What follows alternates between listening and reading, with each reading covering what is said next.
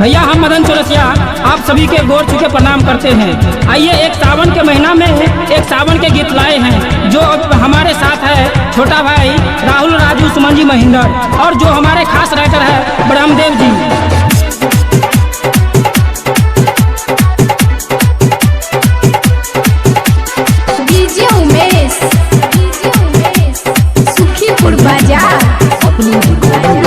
बड़की भौजी सावन में कांवर उठा रहा है, बड़की भौजी सावन में कांवर उठा रहा है, कांवर उठा रहा है, जलवा चढ़ा रहा है, कांवर उठा रहा है, जलवा चढ़ा रहा है।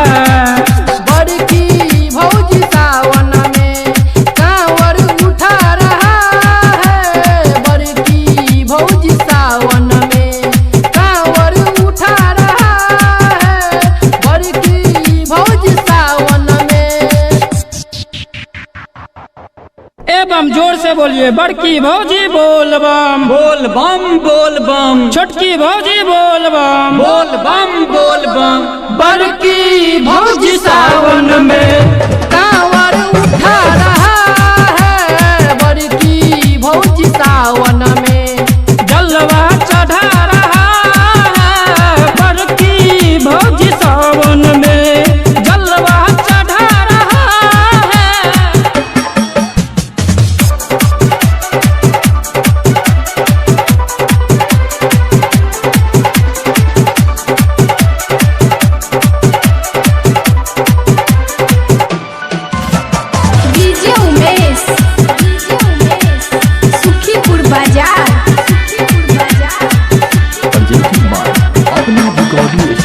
भीड़ है इतना ज्यादा छूट रहा पसीना, हमरे है चलते कैलाशवा जरा कांवर उठा के लाना।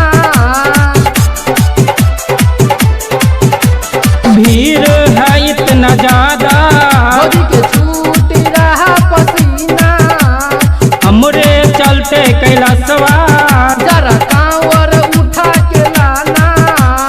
कांवर लेके कांधे पे, कांवर लेके कांधे पे धीरज बहा उछल रहा है। बड़की भौजी सावन में कांवर उठा रहा है, बड़की भौजी सावन में कांवर उठा रहा है, बड़की भौजी सावन में।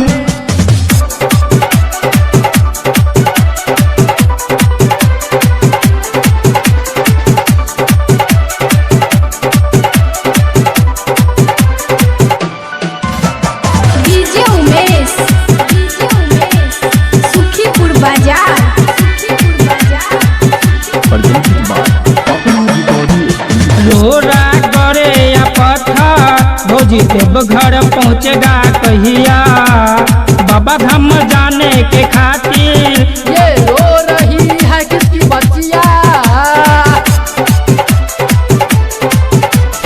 रोरा करे या पत्थर भौजी पहुँचेगा देव घर कहिया, बाबा धाम जाने के खातिर ये रो रही है किसकी बच्चिया।